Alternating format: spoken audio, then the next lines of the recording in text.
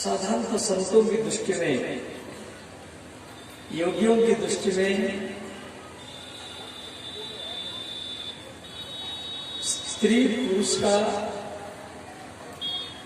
भेद भाव नहीं रहता है।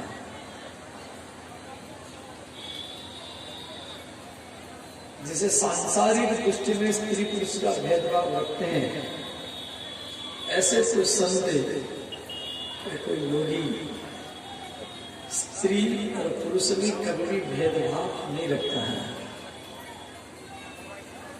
वो दोनों को भगवान का रूप मानता है, पुरुष हो या स्त्री हो, दोनों को एक समान सम्मान करना,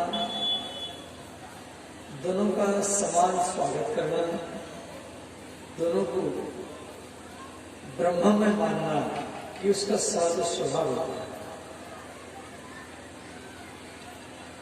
और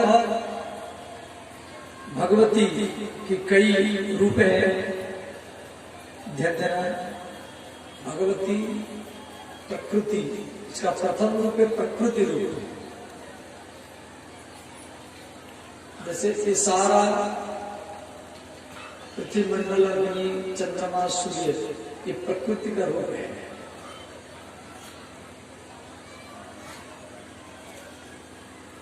अब आज आप कहें कल धीरे धीरे बड़े हो जाएंगे, मर जाएंगे, तो ये तो समय नहीं रहेगा। समय तो हरदम परिवर्तन होता रहता है।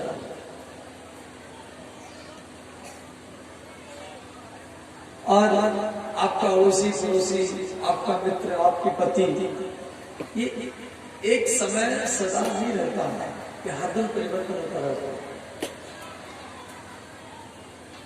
इसीलिए समय का सदुपयोग करना चाहिए। कभी भी फालतू बात करने में, किसका निंदा बुराई करने में, व्यर्थ चर्चा करने में समय बिताना नहीं चाहिए। देवी भागवत में कहा गया, जो व्यक्ति हरदम दूसरे के निंदा बुराई करने में लगा रहता है, फालतू बात, व्यर्थ वार्तालाप करने में समय बिताता है, कल करूंगा, अगले महीने में करूंगा, अगले साल में करूंगा, इस प्रकार सोचता रहता है, कुछ करता नहीं है, उनको मंदभाग्य आ गया। उनको मंदभाग्य।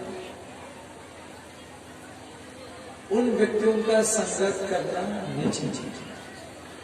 इससे क्या होगा, आपके ऊपर भी संसर्ग दोष लगेगा।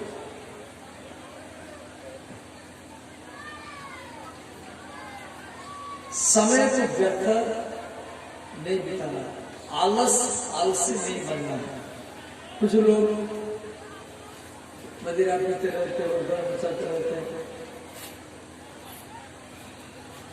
व्यर्थ वार्तालाप करना, निंदा बुराई करना, ऐसा जिंदगी जिंदगी। समय का सदुपयोग, जो समय का सदुपयोग करता है वही व्यक्ति अपना जीवन का परिवर्तन कर सकता है। जो समय का सदुपयोग करके कर्म करता है वही अपना घर का परिवर्तन कर सकता है। जो समय का सदुपयोग करता है वही व्यक्ति अपने गांव का भी परिवर्तन कर सकता है। और जो समय का सदुपयोग करता है वो संपूर्ण देश को परिवर्तन करके देश में नया इतिहास भी बना सकता है। सिर्फ आप समय को व्यर्थ नहीं बिताना। जैसे हम और में कथा कर रहे हैं, अब दुनिया भर की गाँव है, कोई एक गाँव नहीं जो राय में कथा करे, और राय से बड़े बड़े गाँव है, 10-10 गुना बड़ा बड़ा गाँव, वहां कथा रख सकते हैं। परंतु समय आप किसी भी गांव में बिताओ, नदी के किनारे में बिताओ, या दिल्ली में बिताओ, या कलकत्ता में बिताओ, या बम्बई में बिताओ, परंतु बड़ा भाग्य वह है जो समय को भागवत में ही बिताता। तो समय दूसरे सांस नहीं आया।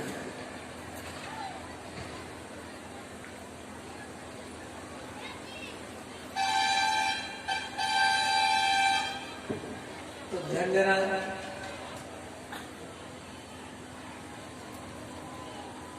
तो सावित्री, गायत्री, ये प्रकृति का रूप माने भगवती का रूप।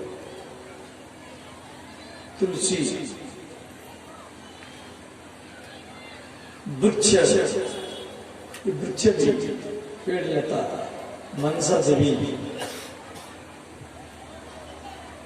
तपस्विनी और छठी माता। आप छठ पूजा करते हैं, वो भी भगवती का रूप है। मंगला चंडी, कालिका, वसुंधरा, वसुंधरा मानी पृथ्वी, रत्नगंधा, स्वाहा। आप अग्नि में आहुति देते स्वाहा करते हैं। ओम इंद्राय स्वाहा, इदं इंद्राय नमः, ओम वरुणाय स्वाहा, इदं वरुणाय नमः। तो आप अग्नि कुंड में जो आहुति देते हैं स्वाहा, वो अग्नि की पत्नी है, वो भी भगवती प्रकृति का रूप है, वो भी दुर्गा का अवतार है। धन्यवाद।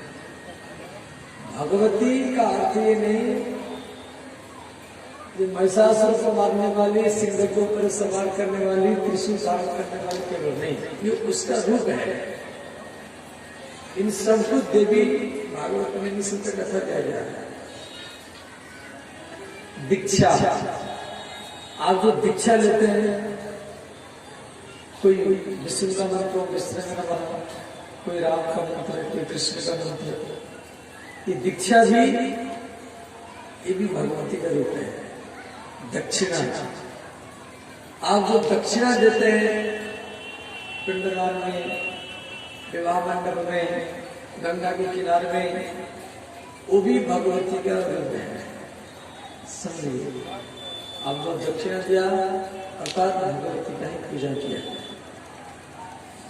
स्वस्ति देवी, बहुत लोग स्वस्ति बनाते हैं, वो भी भगवती का रूप है। पुष्टि देवी, भोजन करते हैं, अब भूख है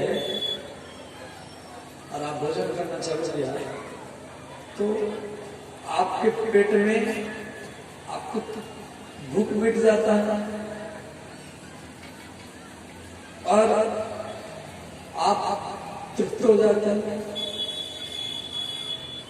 भूख लगता है तो पेट से आवाज निकलता है, तो पेट मांग रहा है मुझे भोजन। तो उस समय व्यक्ति जब खाता है तो उसको संतोष लगता है और तुष्टि और पुष्टि दोनों मिलता है। तुष्टि भी मिलता है और तुष्टि माने संतुष्टि भी होता है। तो तुष्टि देवी और पुष्टि देवी ये भी भगवती का रूप है। संपत्ति, आपके घर में जो संपत्ति है,